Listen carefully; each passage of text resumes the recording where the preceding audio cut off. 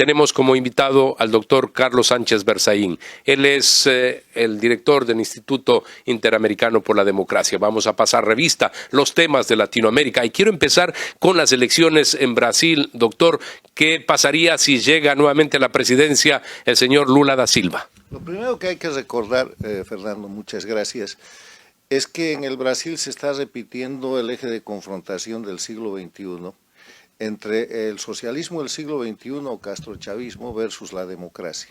El candidato del castrochavismo es Lula, que ya gobernó el Brasil por 2 periodos y después dejó en la presidencia a su sucesora y que fue retirada, Dilma Rousseff, por el famoso escándalo del Lava Jato, crimen. Lula estuvo en la cárcel por esa situación y salió de la cárcel y está habilitado para ser candidato, no porque ha sido declarado inocente, sino que por cuestiones de forma los jueces lo han liberado. Entonces, en esa dinámica es el castrochavismo contra la democracia y si Lula da Silva gana la elección, se va a sumar al conjunto de gobiernos paradictatoriales como el de la Argentina de Fernández Kirchner y el de México de López Obrador, pero no va a destrozar la democracia brasilera porque ya en el gobierno anterior de Lula, Brasil demostró que en ese país la democracia es más fuerte que la conspiración. Entonces, sí, eso puede pasar, pero lo que puede pasar... carga ideológica no obnubiló al presidente de la República y fue más o menos respetuoso. No lo fue tanto con los demás países, porque él se sumó a decisiones y actitudes de miembros del socialismo del siglo XXI que en cambio sí lo estaban haciendo mal. No hay que disminuir a Lula. Lula es el tercer hombre del trípode del castrochavismo en las Américas. Fidel Castro, Hugo Chávez y Lula. Porque Lula es el que organiza el Partido de los Trabajadores, con el Partido de los Trabajadores organiza el famoso Foro de Sao Paulo el año 1990, después de la caída del muro de Berlín, y es el soporte del castrismo en toda la década de 1990, hasta que llega Chávez, el 99, y pone el dinero, y los tres, Chávez como jefe, Castro como el dueño de la tecnología criminal y Lula, que llega muy pronto a la presidencia en el Brasil, organizan todo este desastre de lo que hoy día se llama socialismo del siglo XXI o castrochavismo. Lula es central en ese tema y lo que no ha podido hacer es constituyente en el Brasil, no ha podido destrozar la democracia del Brasil porque la institucionalidad del Brasil es mucho más fuerte que la penetración castrochavista y el ataque que han perpetrado, cosa que lamentablemente no pasó ni en Venezuela con Chávez y Maduro, ni en el Ecuador con Correa, ni en Bolivia con Evo Morales, ni en Nicaragua con Ortega. La penetración fue mucho más dura y establecieron dictaduras. Ahora, no lo han podido hacer en el Brasil, no lo han podido hacer en la Argentina, no están pudiendo en Chile, que acaba de rechazar el referéndum del 4 de septiembre, no pueden hacerlo en Colombia, donde Petro está frenado, y están fracasando en el Perú. Pero en todo caso, el hecho es que si Lula llega, va a representar en la política exterior, sobre todo, un apoyo muy grande a la dictadura de Cuba. No hay que olvidar que en el Brasil lo que hizo Lula fue llevar los médicos esclavos, el contrato más grande de médicos esclavos, explotando y haciendo esclavitud en el siglo XXI, con el Estado brasilero pagándole a la dictadura de Cuba por explotar a esa pobre gente. Llegó Jair Bolsonaro y tuvo que despedir a gran parte de esos médicos. Simplemente terminó los contratos, pero peor que eso, los médicos que se liberaron están planteando demandas que están en curso aquí en Estados Unidos contra la Organización Panamericana de la Salud, que fue la intermediaria de eso, y contra el régimen castrista por esclavitud. O sea, ese es un gran escándalo que está en curso y que no hay que olvidar. Pero en todo caso, volviendo a la elección, es muy posible que no gane Lula.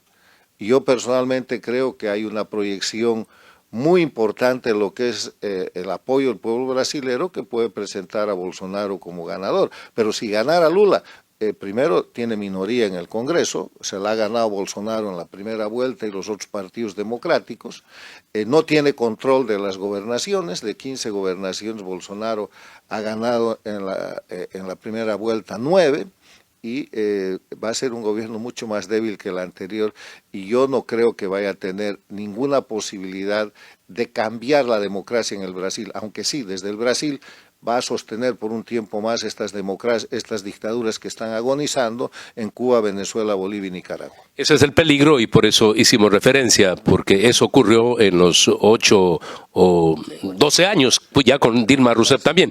Ahora, doctor, ¿cuál es su opinión sobre lo que significó ese debate? Crudo, duro, confrontados, los dos, el uno diciéndole corrupto, el otro pues ineficiente y que no hizo nada por salvar las vidas de los brasileños durante la pandemia.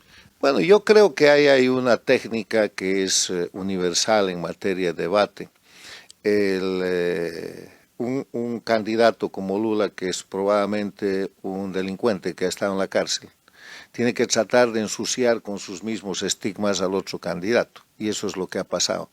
Y los argumentos que ha usado Lula para eso, el de la pandemia y el de la Amazonía, son infundados. Yo le voy a comentar algo.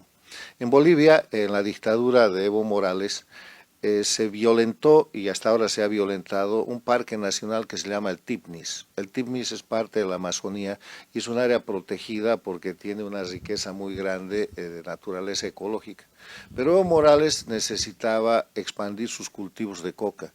Entonces, con el financiamiento de Lula del Brasil, metió un camino por medio del Tipnis. Y Lula en persona fue a Bolivia para persuadir, entre comillas, a la gente a que se permita violentar el parque del Tipnis, que está violentado y los cultivos de coca están creciendo, gracias a la plata que Lula le ha dado a Evo Morales para romper un parque nacional en la Amazonía boliviana. O sea, lo que él está diciendo respecto al Brasil es una gran mentira, porque él ha violentado en ajeno país la misma Amazonía que dice proteger en el Brasil, y se llama Tipnis, y el dictador es Evo Morales, y la plata es la plata del camino que con recursos brasileros han hecho para romper una reserva ecológica. Importantísimo no solo revelar, sino ratificar que esto sucedió, pero el discurso es diferente. Se lo acusa precisamente a Bolsonaro de querer terminar con la Amazonía. Y entonces Bolsonaro lo que ha dicho es los recursos que pueden ser utilizados para la ciudadanía, para precisamente mejorar la condición económica de los brasileños, pues lo van a explotar. Bueno, ese es un tema que tiene que definir el Brasil, pero yo le estoy mostrando lo que ha hecho Lula respecto a la Amazonía, y usted me ha preguntado qué del debate. Esa es la técnica de un debate en el cual una persona marcadamente señalada por asuntos criminales tiene que tratar de ensuciar a su opositor con las mismas características, y esa es la técnica que ha utilizado Lula, es simplemente técnica de debate. Ahora, se ha visto que a las resultas de ese debate hay un crecimiento también de Bolsonaro, pero bueno, el pueblo brasileño va a definir. Allá funciona esto de la ficha limpia para ser candidato. Por eso no pudo hace 4 años, pero ahora sí, porque definitivamente, como usted expresó al inicio, por motivos procesales lo han perdonado. Pero él sigue, digamos, siendo alguien que cometió delitos de delincuencia, ¿no? Así lo han calificado. Los delitos no se quitan. Lo han acusado, lo han metido a la cárcel y por una técnica procesal lo han excluido. Es lo mismo que Evo Morales, comete delito toda la vida, ha cometido las masacres del año 2003 para derrocar al presidente en octubre del 2003, y ha llegado su socio Mesa y le ha dado 2 amnistías, no una. Entonces el hecho de que te perdonen o el hecho de que te liberen de algunos cargos no quiere decir que el delito ha desaparecido. Continuamos esta conversación con el doctor Carlos Sánchez Berzaín en la ciudad de Miami.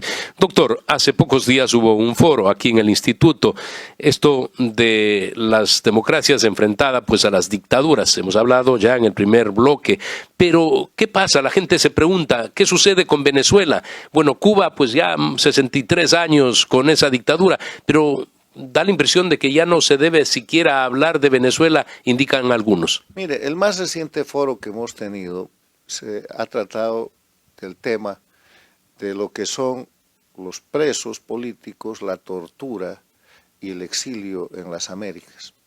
Han participado ponentes de Cuba, de Venezuela, de Bolivia, de Nicaragua, expertos internacionales, y ha quedado claro que estos 4 países que son dictaduras ejercen el poder a través del terrorismo de Estado.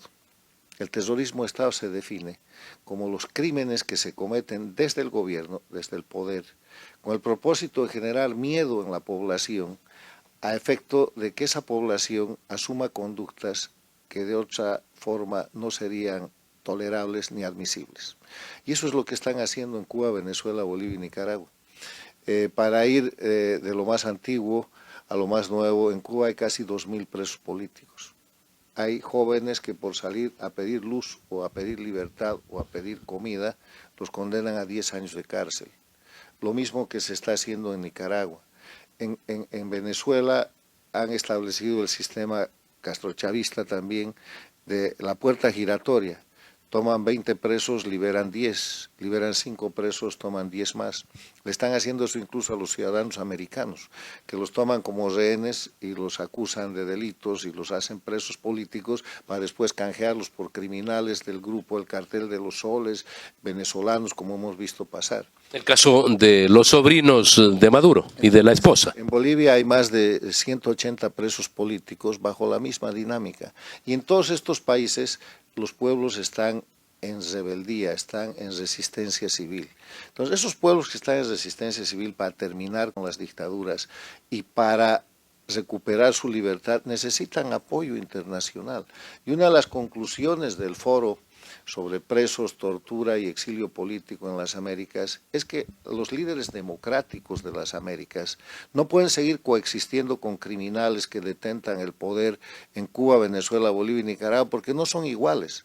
Hay una diferencia entre mandatario, que es el líder democrático que gana una elección, que tiene que respetar el Estado de Derecho, que tiene un mandato fijo y que tiene que rendir cuentas de acuerdo a ley cuando termina el mandato, y los mandamases, estos matones que toman el poder, que violan los derechos humanos, que los detentan con terrorismo de Estado, que cometen crímenes de lesa humanidad y que además administran narcoestados. Entonces, en esa diferencia es donde ha llegado la conclusión del foro tan importante y estamos instando a los líderes democráticos y a las democracias de las Américas que se respeten a sí mismas, respetando los principios y valores en los que fundan su poder y su existencia. Pero ¿cómo se aterriza? ¿Qué tienen que hacer los países?